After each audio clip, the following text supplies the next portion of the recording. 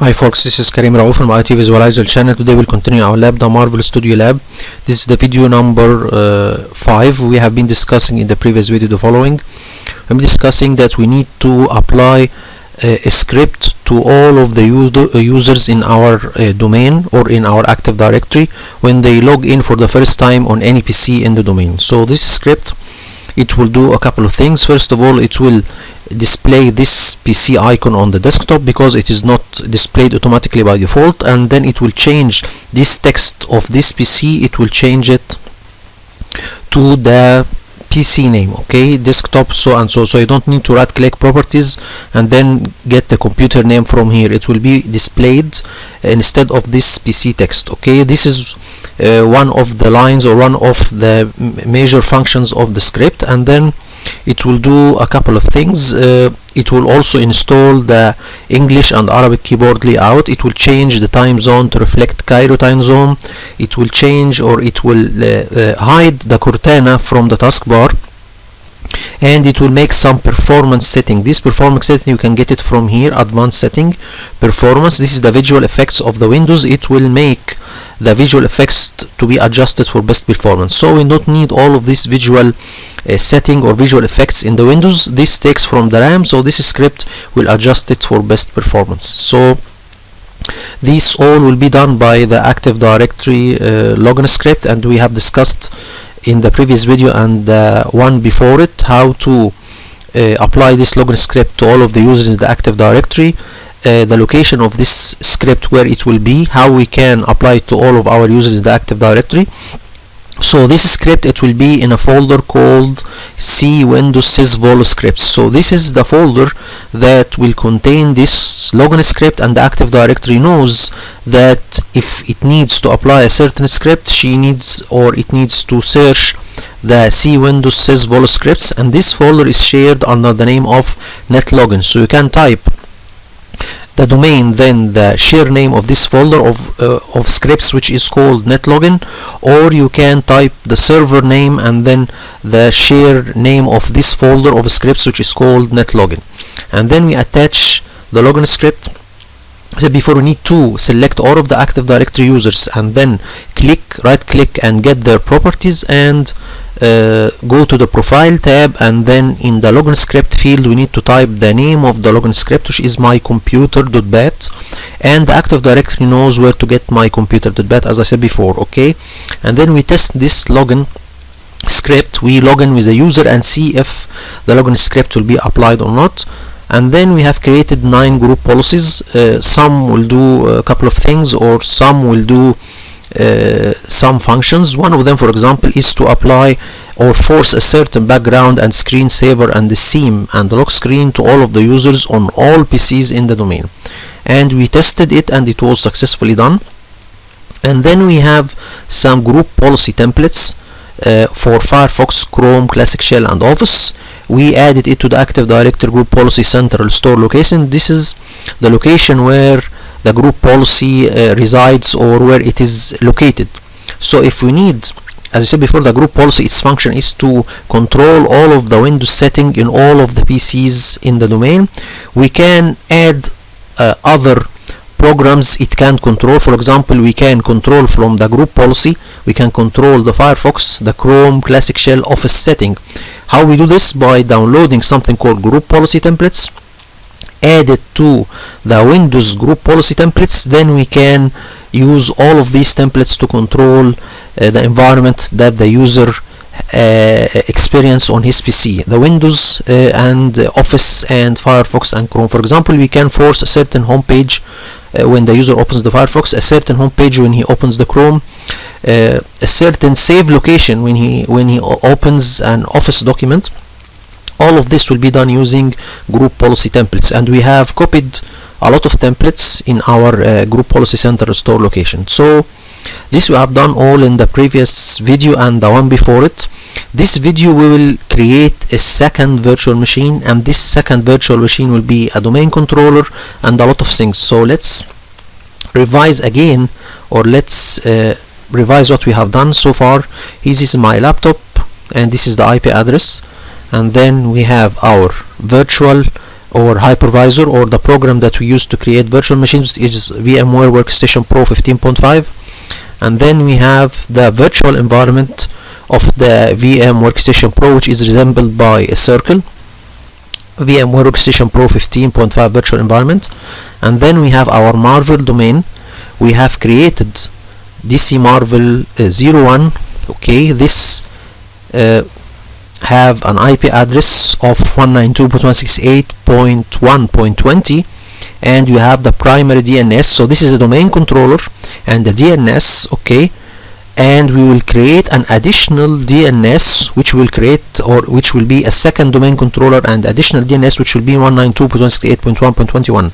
so this is the setting in the TCP, or the network setting for this virtual machine.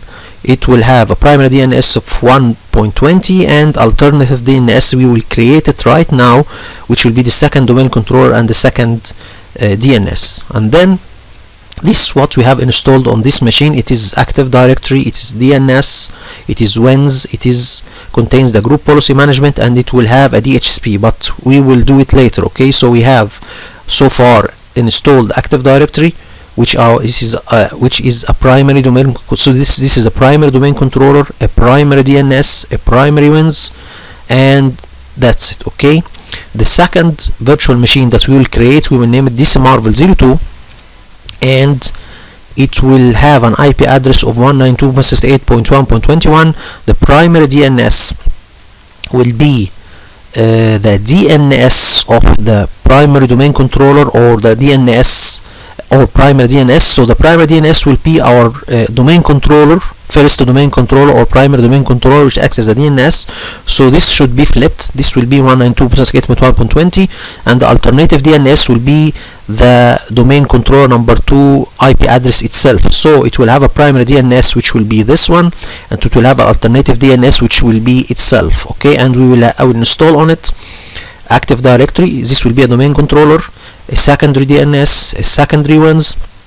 We have Group Policy Management Console. This will be a secondary, or something called DHCP failover. So we'll have here a primary DHCP and the failover DHCP. We'll discuss it later when it comes when we come to the topic, and then we will have a file server. So this, in this lab, or what in this video what we'll do, we'll create this virtual machine and install Windows on it and name it DC Marvel 02 and install the following roles on it, and this is the IP address of this machine. Okay, these two are on a virtual subnet or virtual network, which is 192.168.1.0, and the gateway to get to the internet is 192.168.1.2. okay, and my laptop is connected, or the two these are virtual servers, and the two are connected to this virtual network and my laptop as well. So I can communicate with these two virtual machines because I am on the same network. Take care that I have the range of 192.168.1. okay, so I am having the same range and they have the same range, so I am on the same network 192.168.1. I have here 2 and 20 and 21, so I am with them on the same network. This is important so I can share files from the laptop to the virtual machine. Okay, so this is the lab scenario so far, but what is the best practice? Okay, so if you need, for example, to make a domain, what is the best practice to do? Okay, let's make a comparison between what scenario we have done in the lab and what we should do in a practical environment. Here, what we will do here, for example, we have our virtual machine. We have installed on it two roles. We have a primary domain controller and we have a DHCP server. We will do it later. And then, by the way, this is also a DNS. And then we have the second virtual machine.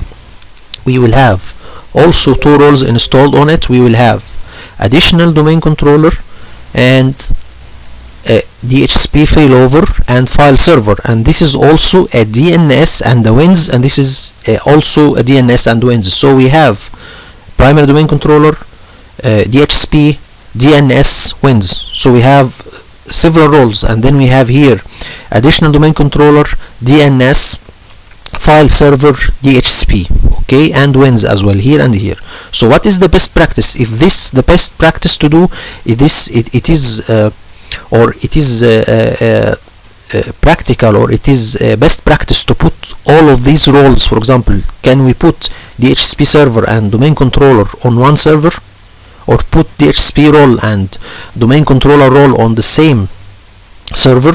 Can we put file server and DHCP on the same server as the domain controller, so we can install the file server role and DHCP role on the same server that acts as a domain controller?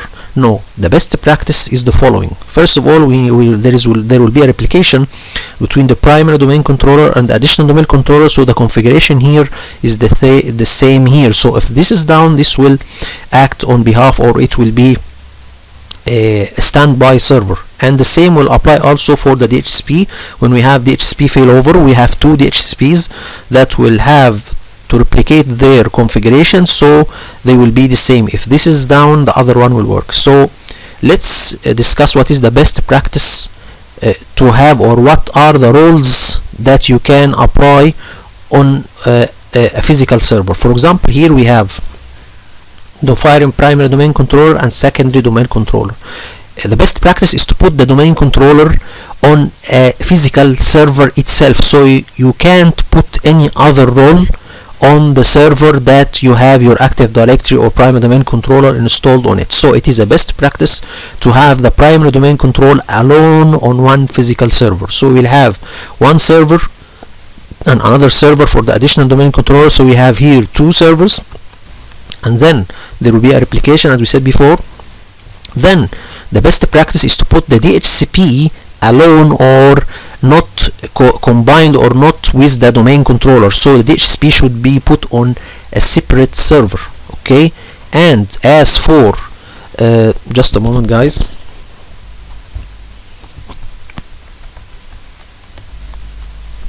And also a best practice is to put the file server separately from the DHCP. So if you have a lot of servers, you need to put the file server on a server alone, and the DHCP on a server alone, and the domain controller, this is a best practice to put it alone without any other role installed. So this is recommended by Microsoft for performance issues. So what if I don't have, for example, a file, I don't have a server to put my file server on? So you can put the DHCP and the server and the DHCP and file server on one server. So this is, you can do it, but it is very recommended to put the primary domain controller or the domain controller alone without any role added to the server. So we have here 1, 2 servers, and then we have 3, 4 servers, and there is a replication for the configuration. Best practice is to put the Active Directory or domain controller only on one server, and then the best practice to put the file server on one server, and to put the DHCP and file server each on a separate server. So it is a best practice to put the DHCP alone and the file server alone. So in the best practice scenario, we have 4 servers. In our virtual environment, we have 2 servers only. Why I have put more than one role on one virtual machine? Because my hardware limitation, because I don't have a lot of RAM and processors. Because when you create a virtual machine, you need to assign a processor and RAM and hard disk. So I have only a limited hardware. I have only 8 GB of RAM, and my processor is iCore 5. I have only 4 cores, so I can work with 3 cores, and I have a hard disk of 1 tera, so I can work with for example 100, and so on. So I have a limited hardware. So this is why I have to put several roles on one server. Okay, so this is it. In this lab we will continue working with this one, and let's see how we will begin. So this second virtual machine will act as a file server, and this is our intention. We need to make a file server and make department shares or share folders on this file server and make the users access it. Okay, so let's begin. Here we go. So here we will go to the virtual machine, and then are the VM Workstation Pro, and then tell him to create a new virtual machine, and then tell him to install operating system later. We will add the DVD later, and then we will tell him we want to install Windows Server 2016 on it, and then The virtual machine, I will put it in the files of the virtual machine, I will put it in a separate folder. So here, for example, I have a folder, or I have a folder called D in my D partition called virtual machines. I have for DC Marvel 01, I have a folder for it, so I put all of the virtual machine files in a folder in D partition by its name, and then I will make another folder for the second virtual machine by its name, so I can put the virtual hard disk and all of the configuration files of this virtual machine in this folder. Okay, just to be more organized. Okay, so here DC Marvel 02, and here we will put the second virtual machine, and you will name it. So here he needs to get a name for this virtual machine, the display name, so we will make it DC Marvel 02 next, and then we will give it a hard disk of 70 gigabyte. It is a recommendation to have the C partition for the operating system to be more than 100 gigabyte. This for the workstations or the operating system of Windows 10. If you have a server, it is recommended to have more than 100 gigabytes. You can give it 200, 300. It depends upon the operating system and the role that you will run on this operating system. So the more the better. Okay, but it is less, it needs to be at least 150 gigabyte. Okay, here we will customize the hardware. Here, for example, it will give it 2 processors. I have only 1 processor given for this machine, and I said before I have iCore 5. I have only 4 processors, so I will give it 1 processor, and this is 1 processor, and my laptop will be working with 2 processors, so I can use the remaining 2 processors. I will take 1, so I can create 3 virtual machines. Everyone will take 1 processor.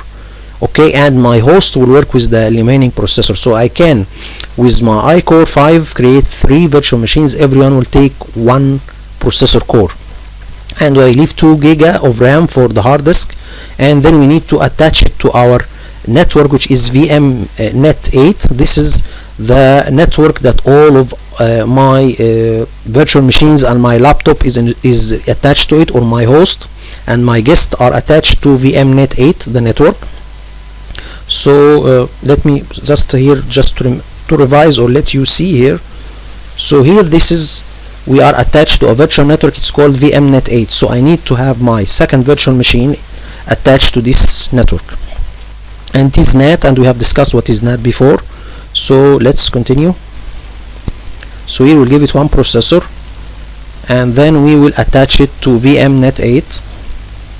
Okay, this is the network that we are attached to, and then we'll add 2 network cards, because we will make the same as the first virtual machine. We will make network teaming between 2 network cards, and it's also attached to VMnet 8 network.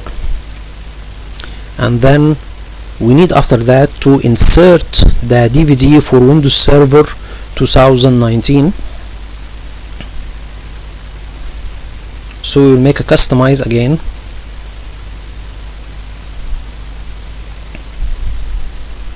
We will go and add the DVD for Windows Server 2019, and add the DVD or the ISO image that will contain the operating system. So we have Windows Server 2019.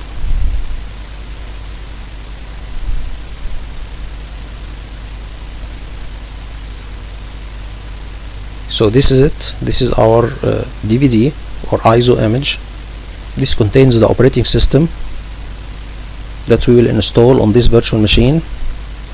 And we need also to make something. We need to first have a folder to be shared between my laptop and my this guest. So what we will do, first of all, here, this is something. Here we will change the firmware of this virtual machine from Uefi to BIOS. Okay, here, what is a BIOS, what is Uefi, and what is a CMOS? This is the operating system, or this is what is a BIOS. BIOS, it is a chip, okay, that is on the motherboard of, or it is inside the computer. This chip contains a small operating system that will load, okay, and then you will use it, okay, to install Windows. Okay, so this is a small operating system. It doesn't have a graphical interface. It's just only to let you open the computer and loads the different hardware for the computer and test if this hardware is working perfectly, the RAM, the hard disk, and so on and so, and to configure the boot order. So I have here a small video or a small slides that will talk about the CMOS and the Uefi and the BIOS. This is a very good website on YouTube called PowerCert Videos. This contains a lot of videos that's very useful in a very animation way. It discussed a lot of IT related issues. So here he will discuss what is BIOS, what is CMOS, and what is UEFI. So here, just for the record, here I will change the firmware of the virtual machine from UEFI to BIOS. Let's discuss here what is BIOS, CMOS, UEFI. So let's begin. Here I am take the video and convert it to slides so we can explain on it. So here, what is a BIOS? It's called Basic Input Output System.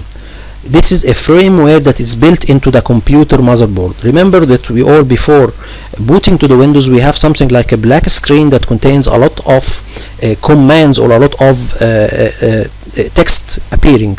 This is the operating system of the BIOS, okay, or this is a small operating system that it is built on a chip in the computer, on the motherboard. So it's a firmware that is built into the computer's motherboard, okay.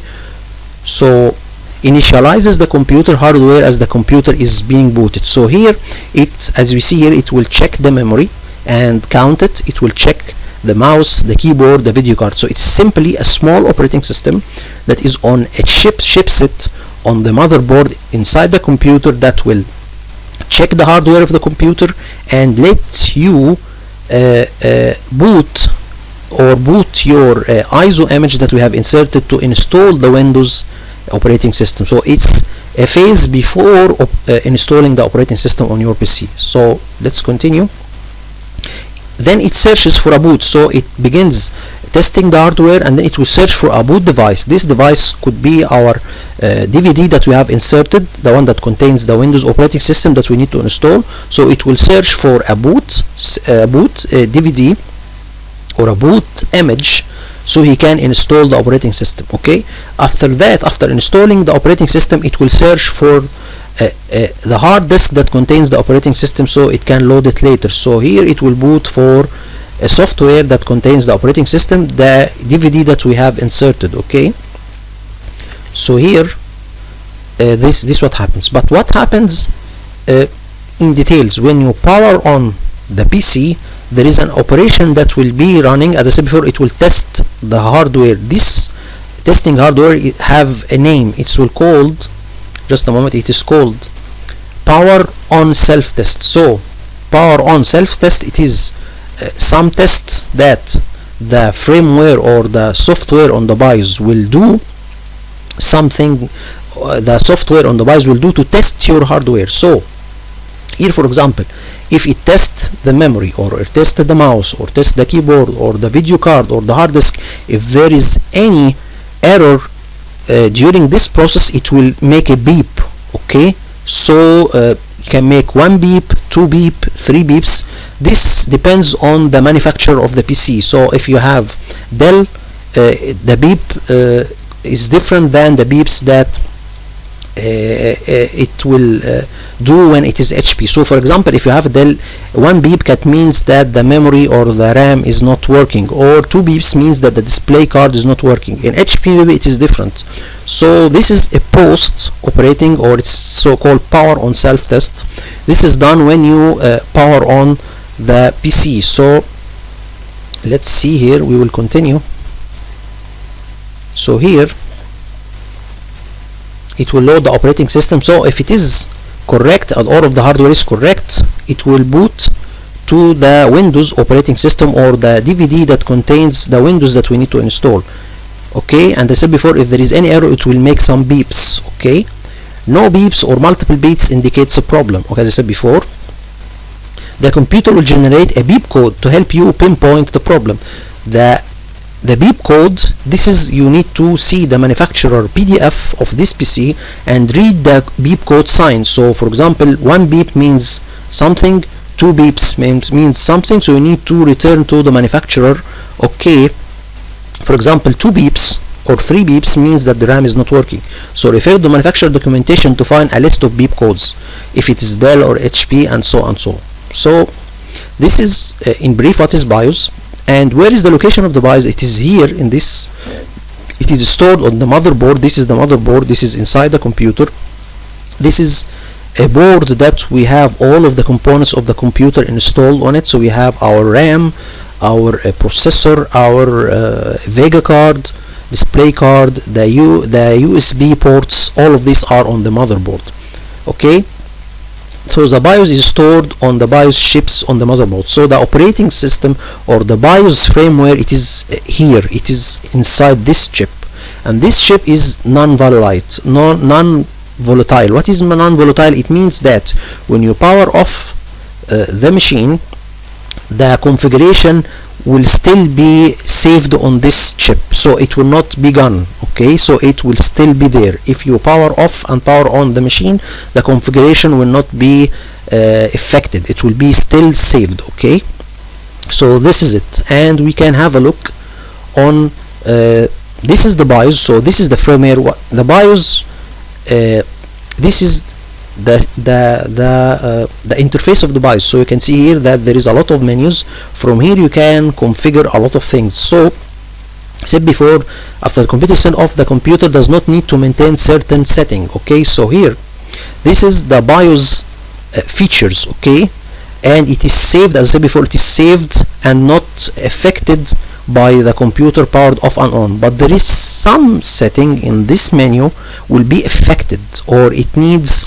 or it will be affected by power off and on. What are these settings? For example, the date and time, the boot sequence, the hardware setting. Okay, so these are affected by power, but we will see that there is a way that we can also save them, but you need to know that all of the other settings of the BIOS will not be affected, but these three in specific will be affected. So to solve this problem, what they will do, or why they will save this custom setting on another device, which we will call it the CMOS. Okay, so the CMOS, we will have the date and time and hardware and other things. So we'll have the date and time, boot sequence, hardware setting. It will be saved to something called the CMOS. Okay, so this CMOS, it is a battery, something like, or sorry, this is a chip that it will work with a battery. Okay, so to store the date and time, boot sequence and hardware on the CMOS, okay,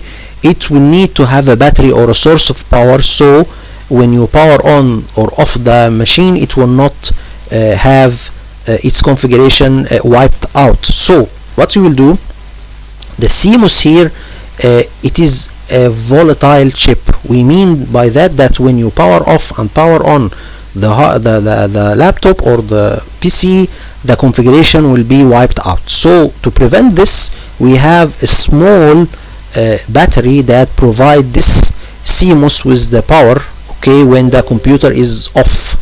So this helps it to save the setting and not wipe it out. So here the BIOS setting are stored on the motherboard. The chip is that is volatile. It means that when you power off and power on, the configuration is wiped out. So here the CMOS needs constant power to maintain its contents or setting. The CMOS chip is volatile. Here this battery provides the CMOS with the power to maintain or to save its configuration. Okay, so here this is the battery. Okay, and if it is removed, okay, the setting will be, so for example, if this battery, its power is finished, or you remove it, all of the configuration, I mean by the configuration, the date and time, the boot sequence and the hardware, all of this configuration will be reset or it will be wiped out. So you need to take care that this battery should be always there, and if its power is drained, you need to get a new one, okay, or it will be reset to the default setting. Okay, erase any custom setting that is configured. Okay, so what is the difference between the BIOS and the CMOS? Because most of them, or most of us, have some conflict between these two. The BIOS, it is the firmware or the program that comes with the motherboard, and we said before, here it is. The BIOS is stored in the BIOS chipset. Okay, so the firmware or the software that boots when you open your computer, it is saved in the BIOS chipset, and this is the BIOS chipset. What about the CMOS? The CMOS, here it is, this is the CMOS, and there is custom settings. So the firmware contains some settings that are saved or will not be changed, and some of these settings are custom and can be changed, or it will have some problem, or it will be intact. Okay, so the BIOS settings are retained in the CMOS chipset. Okay, on modern BIOS motherboards, the CMOS chipset is integrated with RTC on the South Bridge CPUs. I don't know what it is, but anyway, there is a new kind of firmware we have. It's called Uefi. Okay, so this is the old one, and this is the Uefi. As you see, there is a graphical interface here. This is the new firmware. It contains a graphical interface. Here there is no much graphical interface, and you need to use your mouse. To use your keyboard to configure the setting. You cannot use the mouse. Here you can use the mouse. Okay, so let's see more differences here. For example, user-friendly graphical interface, and here we have the blue screen. So we can see here it is not so much graphically or friendly, and then it cannot recognize larger storage devices, and this recognizes larger storage devices. Okay, and you can use your mouse here, and here you cannot use your mouse. And another thing, here this Uefi contains something called secure boot, which is a built-in feature that stops any digitally unsigned drivers from loading and helps to stop malicious software such as rootkits. So it will not, if you have a driver for a hardware that is not assigned or signed by a known manufacturer, it will not boot. Okay, and here also it helps you to against known malicious softwares like rootkits or malware, I think. And this is the difference between the BIOS, the CMOS, and the Uefi. So this is a good way to know it. Or thanks for Power Cert videos. I urge you all to search the YouTube for this channel and see a lot of useful videos in this channel. Okay, so this is it, and then let's see if we have some time. Okay, so you have. Okay, let's begin our video. So here we will make it BIOS. Okay, because when I insert the DVD it doesn't work, so I need to change the firmware so this virtual machine can see the ISO image that contains my operating system.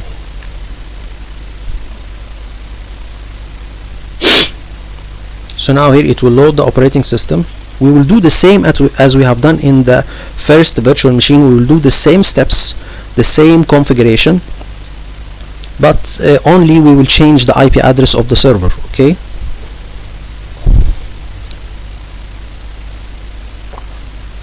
so here we tell him next, and then install now.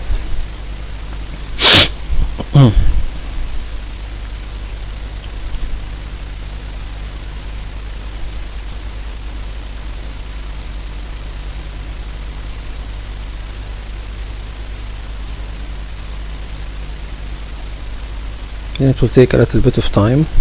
Here we will choose data center KMS. Next, and then we will accept the license agreement. Next, and then we'll have a custom installation, and then we will partition our hard disk. We will make it 2 partitions. The first will be 60 gigabyte, and the other will be 11.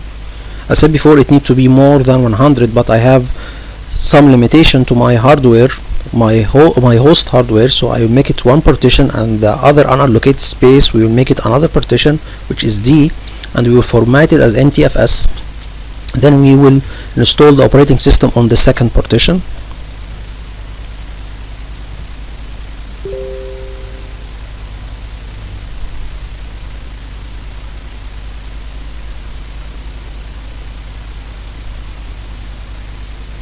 So here we will begin this. We are monitoring the installation. It is about 35%, then 47%. Here we can see that my RAM and processor is working high, or it's where there's very high activity, and on the hard disk in specific, because I am installing the operating system, so for sure the hardware or the hard disk will have activity on it. So we have 88%.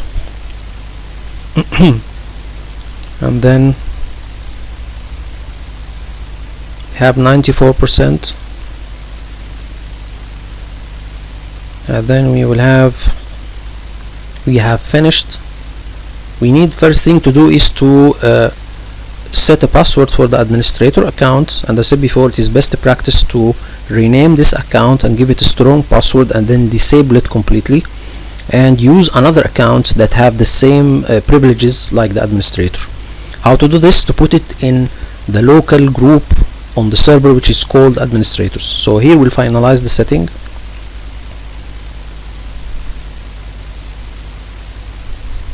And then we'll do what we have done. We need to rename the server to make it DC Marvel 02. We need to make network teaming between the two network cards. We need to open the remote desktop option. This will enable us to connect remotely to this server from any location, and we will limit it to certain group in the Active Directory, so it's not opened for anyone. It's opened for certain users. Okay.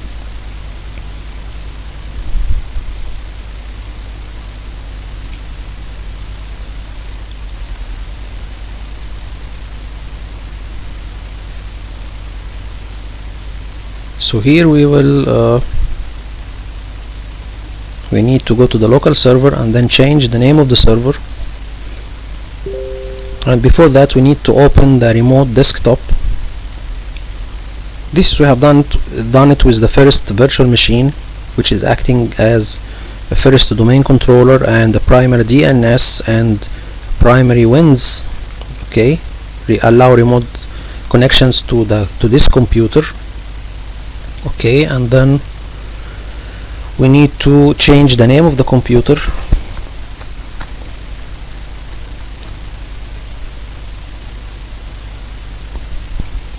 Sorry for this.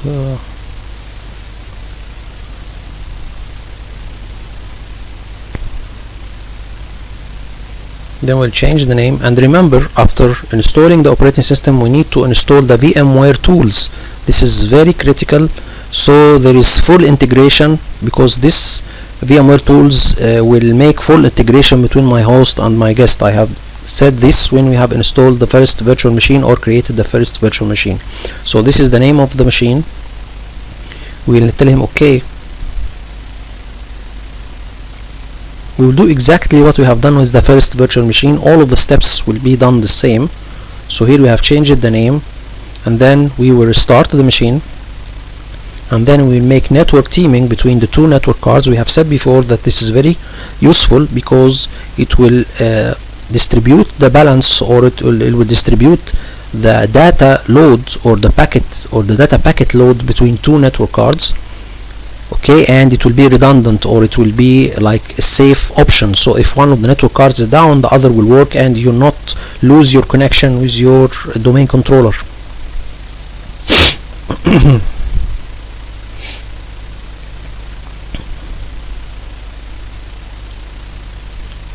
So here I need to install the VMware tools, but and tell him to install.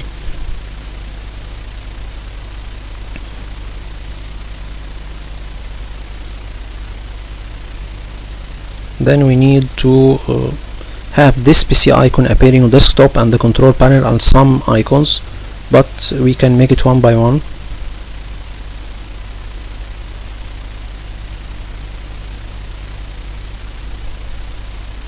I think we can pass it also real quickly here, so we can go there. So here we will open the server manager. Okay, we'll open the server manager, and then we go to the local server, and then we will make network teaming. Okay.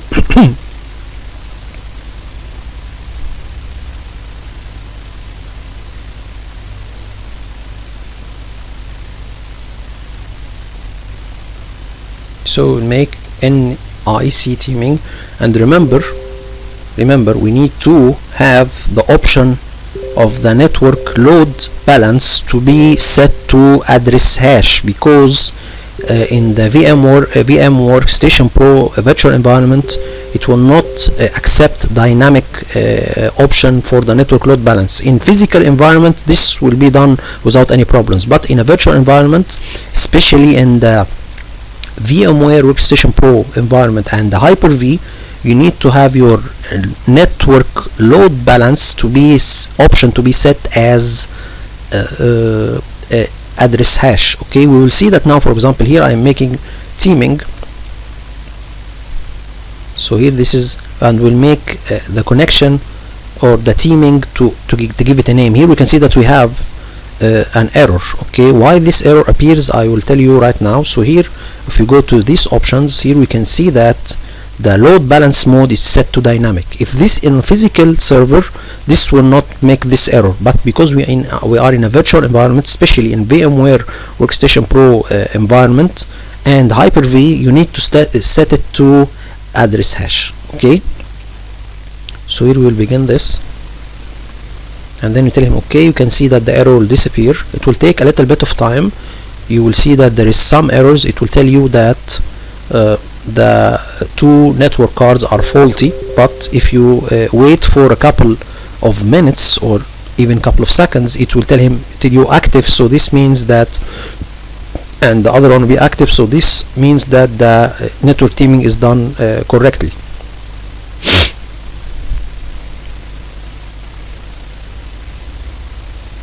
So now after doing this, we need to set an IP address for this virtual machine or this server that will be a domain controller. Okay, so we need to go and set an IP address, give him the IP address of the server, the gateway, okay, and the DNS server, so I can after that promote it to be a domain controller and join it to the domain, of course. Okay, so here we'll go to the network connection setting and then begin adding the IP address for this server, which is the static IP address, and we will discuss later when we talk about the HCP what is the difference between the static IP address and the dynamic IP address.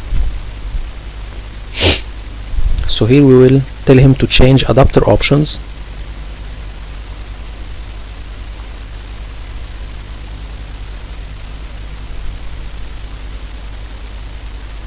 Okay, we tell him change adapter options. Okay, here we can see that I will show you a little bit of something here. Here we can see that there is two network cards. Every network card have a network connection setting, and there is a third network connection setting which is the teaming of these two. Okay, so you will use this one. You will not touch these two. We will work with this one and we will set the IP address on this one. Okay, so we'll use this one. This is the third teaming network connection. Okay, so here double click on it and then we tell him properties, and then we will add the IP address. So properties, protocol, and then properties, and then we will add the static IP address which will be 192.168.1.21, and then the subnet mask will be 255.255.255.0. Then the gateway to get to the internet will be 192.168.1.2, and the preferred DNS will be our primary domain controller IP, which is in the same time acts as a primary DNS. This is very critical, so it can be promoted to be a secondary domain controller. Okay, this should be noted. Okay, and then we can also add the primary wins, so you can add it also from here. We'll do this now, but wait for a moment. Here we can see that it already recognized the network connection, and we have internet connectivity, because I said before my host is acting as a NAT, or it will act as a router. So my host is acting as a router for these two virtual machines, or it will be acting like a router and a gateway. So here we will begin adding roles and features. We begin adding Active Directory domain services to this virtual machine or this server and then promote it to be a domain controller. We can see here that the connection, or here we can see that we have internet connectivity. Okay, here. So here we will personalize. We need to have some icons appearing on the desktop just to make it more easy to access the items in the control panel, for example the features or the network connection and so on. So here we'll go to the themes and then we will begin adding different desktop icons to the desktop. Here we will go to, okay, here we can go down, then we tell him to desktop icon setting, then we will add the computer, okay, and the user profiles and the control panel and the network. Okay, apply and okay, and then close it, and then we will begin adding the Active Directory domain services. But before that I needed to change the view to small icons, and then I forgot to add the primary wins. Okay, we said before that wins and DNS are having the same functionality, but the wins you provide the NetBIOS name and it gives you the IP address of the machine. Okay, so this is the difference. As the DNS, you need to give it the full domain name. Here we will tell him enable NetBIOS over TCP/IP, and then we will add our primary wins server, which is our primary domain controller and primary DNS in the same time. So it will be 192.168.1.20, and okay, and then close. And actually the wins, it's now obsolete, it's not used anymore, but for the sake of the lab we will add it because there is some networks that have some old PCs installed on it, maybe XP or Windows 7. Here we can see a little bit of something. This is the, if you can see here, this is the okay, this is the welcome or the warning message. We have changed it from Sheraton Miramar to Marvel Studios, and we can see that the theme, it's violet, or it's violet, I think, violet, yes. So here this is because of the theme. Okay, so this is changed from the default to domain policy. So here we will go, and this is our first domain controller.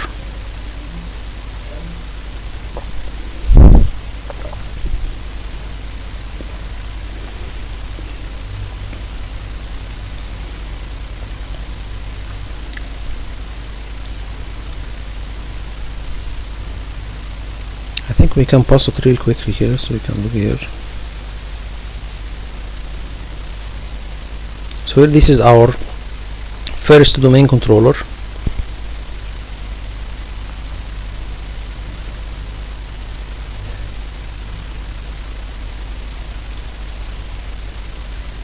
Here we need to make sure there is a problem here, that when I restarted the server, always the Wins server is not running. Okay, so we need to, this is only in the virtual environment. In the physical environment the Wins server will be working, but in a virtual environment always the Wins server stop when I restart or power off the virtual machine. So I will start the service because I need it to be running, because my second virtual machine will need this primary Wins server service. Okay, so we'll tell him start.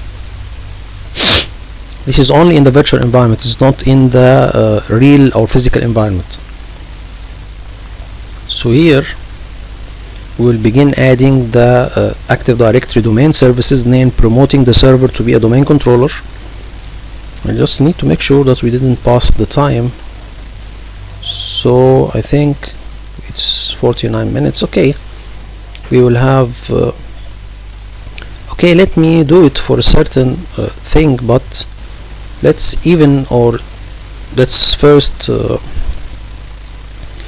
even add the Active Directory, okay, and something next, and then we will add Active Directory domain services, and then add features, and then next, then we will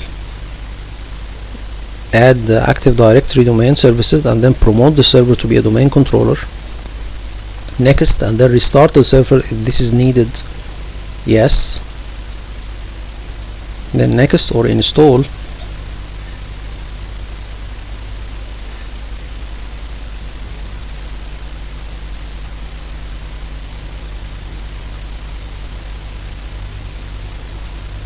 and then promote the server to be a domain controller,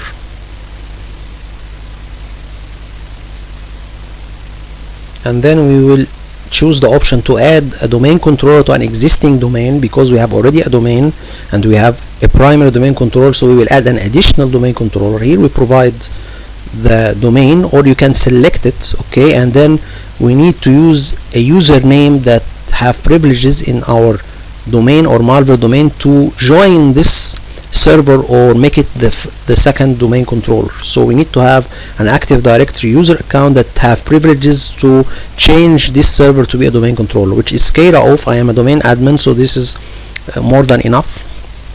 And okay, then next.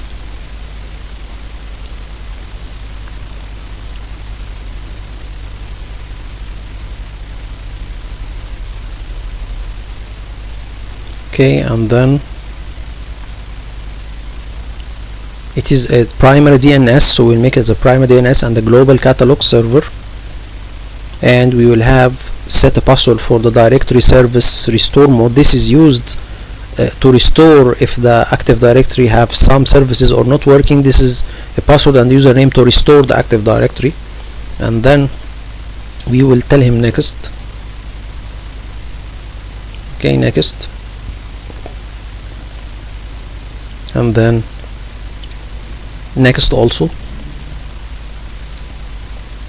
and then the database folder, logs folder, and sysvol folder. We have discussed this before. And then next, and then we will wait for some time until tell him to install or promote it to be a domain controller.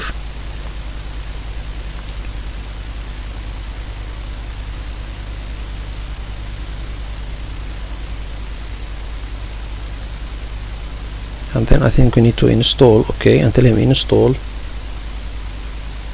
And then we can see here that it is saying that we have some updates, because it has gone to the internet to get updates, but we will fix this later because we will have this server to be a WSOS as well. I forgot to say that the second domain controller will be a WSOS, okay, and it is also best practice not to put the WSOS with the domain controller. You can put it with the DHCP and file server if you have, but it's preferable also to have the WSOS separately. Then we tell him install,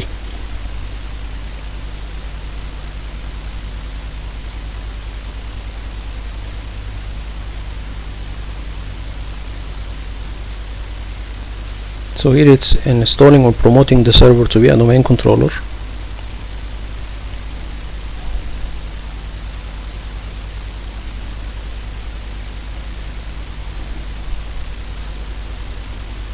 So after that it will restart the server, okay.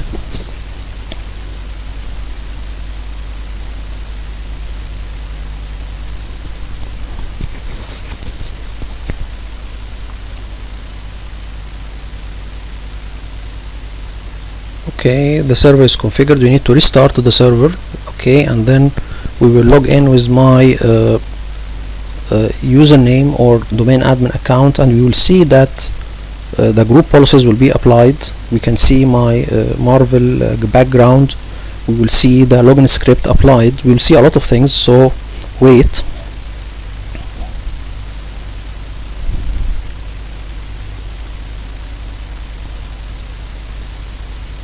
So here we will Control Alt Delete, then we will see the warning message, and then okay. Then we will type my domain admin account, Off. Then we type the password.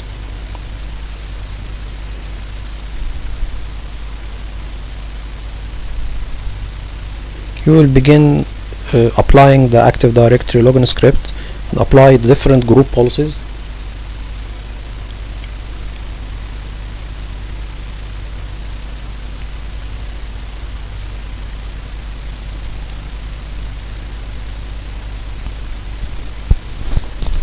Here this is the registry keys, the 4 registry keys. It's saying that giving a message to run the registry keys. This will disappear because I have done something in the group policy to make this message doesn't appear, and this is an error because it says the idle log of program, the program responsible for logging off the machine when the machine is in idle activity for 3000 seconds. He didn't fire the program. I said before it is in the C Windows the C idle log of folder, idle log of .exe. Here we can see that the icon this PC appeared and the text is changed.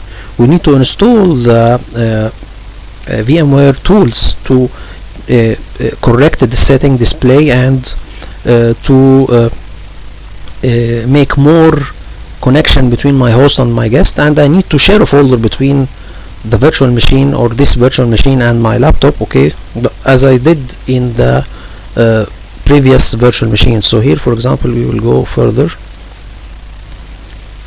Okay, here we will open the VM, or we'll open my PC, and then we will open the VMware tools, and then we will open the setup 64-bit.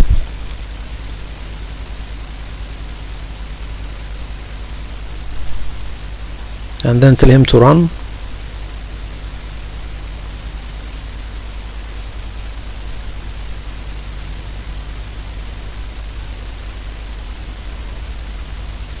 And then after that we'll make a custom console. As I said before, we discussed what is a custom console, the same that we have done in the first virtual machine. We'll make a custom console and add different server consoles in it: the Active Directory console, the group policy management console, the DNS console, the Wins console when we install it later. So here we are installing the as you see, after installing the VMware tools, it will correct the display setting automatically. So this is because the drivers are installed, or the correct display drivers are installed. So now we'll make a custom console. I tell him to next, complete installation, next, and then next install, and then we will have our custom console, and then we will add the different consoles in it. So we will tell him add file and then add snap in,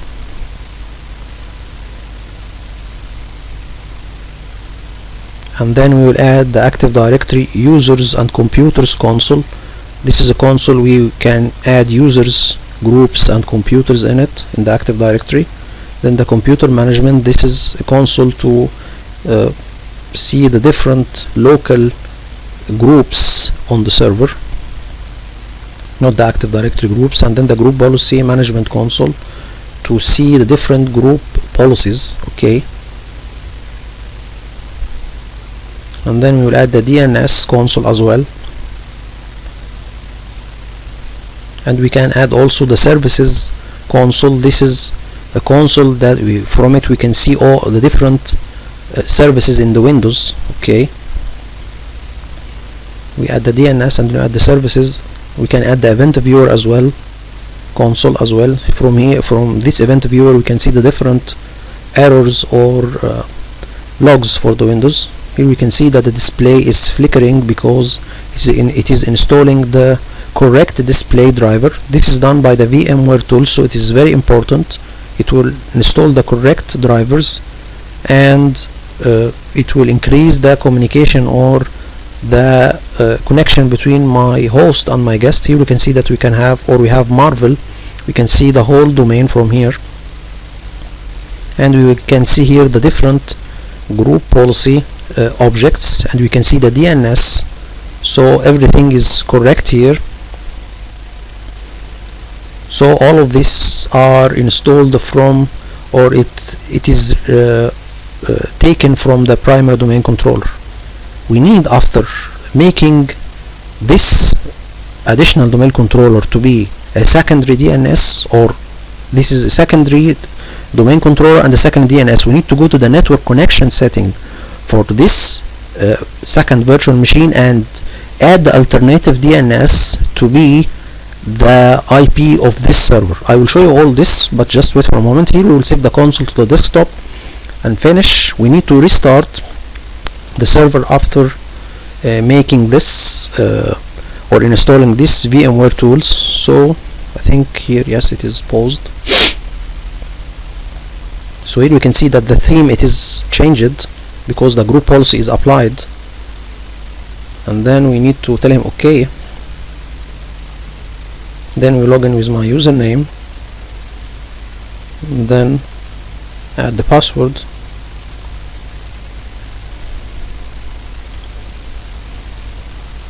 and actually you didn't take a note. We can see that the English and Arabic keyboard layout will be added, and the time will reflect the Cairo time zone. Just a moment. So here what we can see, that what I'm doing here, I'm going to the first domain controller, to the C drive, and copy the C idle logoff folder that contains the idle logoff program, and put it in the C drive here. Okay, here we can see that this is the English and Arabic keyboard layout, and the Cortana is hidden, and the time is reflected to Cairo time zone. Here this is the C for the first server. You can access any partition on the first server, or any partition of any hard disk in any PC in the domain, by typing run and then typing the name of the server or the PC, and then the partition, and then the $sign. Okay, this is only available for the domain admins. Okay, so this will not work if you are not a domain admin. Okay, so here we will copy the idle logoff program, okay, and then put it here and paste. Then we'll eject this DVD.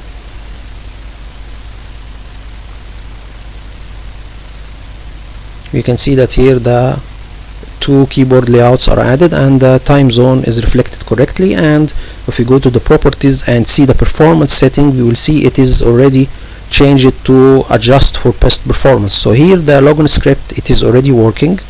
So we go to the advanced setting. We will see that the setting for the performance will be adjust for best performance. So here the script, it is applied fully or automatically, or it is successfully implemented. Here we will open the server manager again, and then we will add the wins server role. So we have most of our, or the server is completely configured. In this video we will only install the wins, and the upcoming video will install the file server role and the DHCP. So here we will make it more quickly. Here we will go and open the server manager. Okay, here we can see that there is something red. You can click here to see what service is not running. Actually I think it is the wins server service. If you click on here, it will give you what service is not running. So this is a very good indicator which service is not running, so you need to take care of this. Okay, and then we'll add server role. Okay, and then next, then next, then next, and then we will add next again. Then we add the wins server role, the wins server role, and the next, add features, next. Here we need to do something after this server have been, or it is promoted to be an additional domain controller and the secondary DNS. We need to go to the network connection setting of this server and add the alternative DNS to be the IP of the server, and go to our primary domain controller and open its network connection setting and add in the alternative DNS field the IP of the second domain controller, which is the secondary DNS. We will do this now, just it's to be noted, and then we will restart the server if restart is needed. So we'll install it, and then we will add the console of the Wins server to our custom console.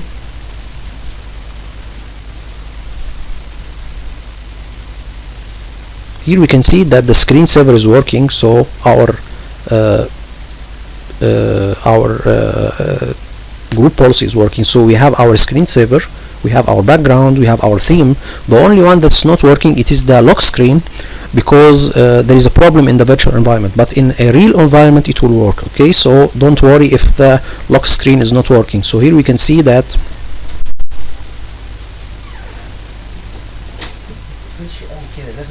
So let's continue, guys. Here we will add the Wins server role, and then we will add it to our custom console. Here it is finished. We tell him close and then go to the custom console and add it.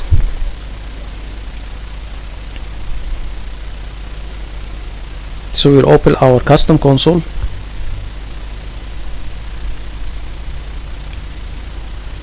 I think we can pass it also real quickly here.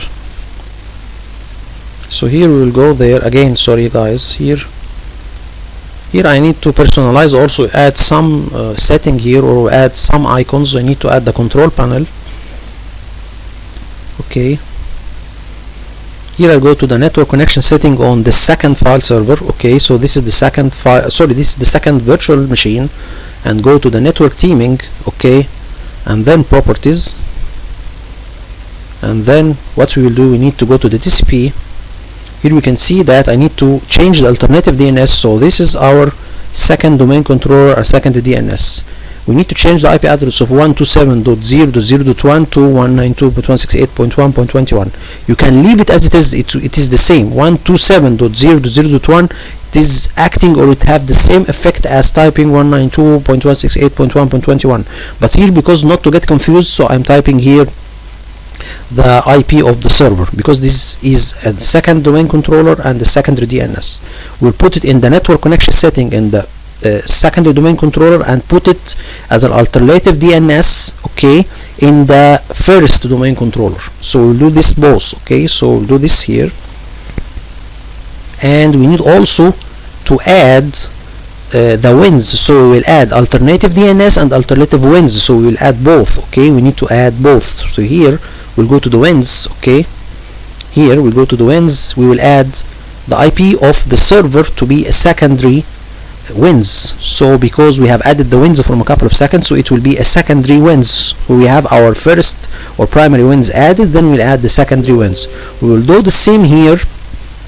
We will finish here this in the network connection setting. I will do it on the first domain controller as well. So we'll go there. First we will add the console of the Wins. We'll go there. We'll go add Wins. Okay, and then we need, after adding the Wins, to tell him to replicate the configuration from the primary Wins. Okay, so it will take its configuration from the primary Wins. This is not done automatically. Okay, so we need to have a new replication partner, and we tell him the name of our first domain controller, which is acting at the same time to be a primary Wins. Okay, so here we can go there and add the name of the server, and tell him to check name, and okay, and okay, and then him right click, and then him to replicate. Okay, so we have add the partner, tell him replicate now, and yes.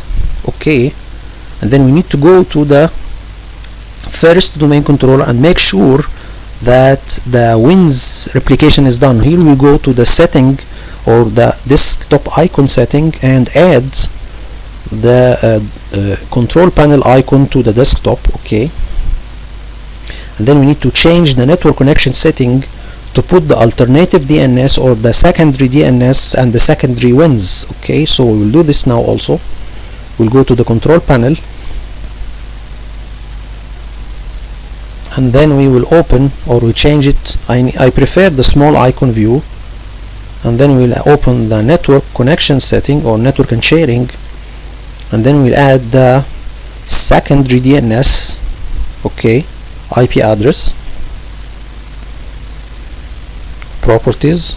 Okay, and then we will add the secondary or alternative DNS, which should be our secondary domain controller, 0.21, and then we have also another one, which is the secondary Wins. Okay, we didn't add it, so we need to enable NetBIOS over TCP IP and add 192.168.1.20. this is the primary Wins, and add the secondary Wins. But first of all, we need to make sure that the service of the Wins on this server is running. You will go here and see that the Wins is not running. As I said before, because I have restarted the server. So here we need to make sure it is running, and then we will also tell him to that he have another partner, or he have another secondary partner. We need to let him have new partner, and we'll make it, or give him the name of the secondary domain controller which is acting, or the additional domain controller which is acting as a secondary wins. Okay, and then tell him to replicate the configuration, and then we will go and change the setting of the network connection just to make sure everything is running. We will go there and add it, properties, then TCP IP, then properties, then add it. Okay, 192.168.1.21.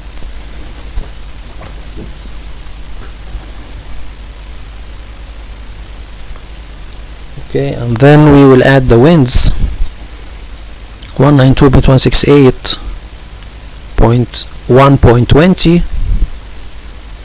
okay, and 21. Okay, add 192.168.1.21. okay, just a moment guys. So let's continue guys. Here we will, as I said before, we will add the secondary wins and secondary DNS. We will do this on both network connection setting on both servers. Then we will save the console.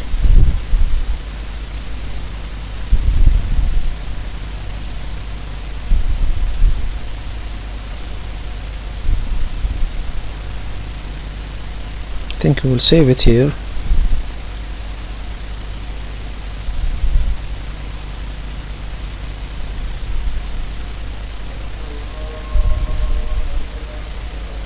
And then we will add, I think in the administrative, here I think I need to make sure that the wins service is running. Anyway, I don't need to do this. So I think the video is over. So in the upcoming video we'll begin configuring the DHCP and the file server. So I hope this video is informative for you all, and would like to thank you all for viewing. Thank you so much.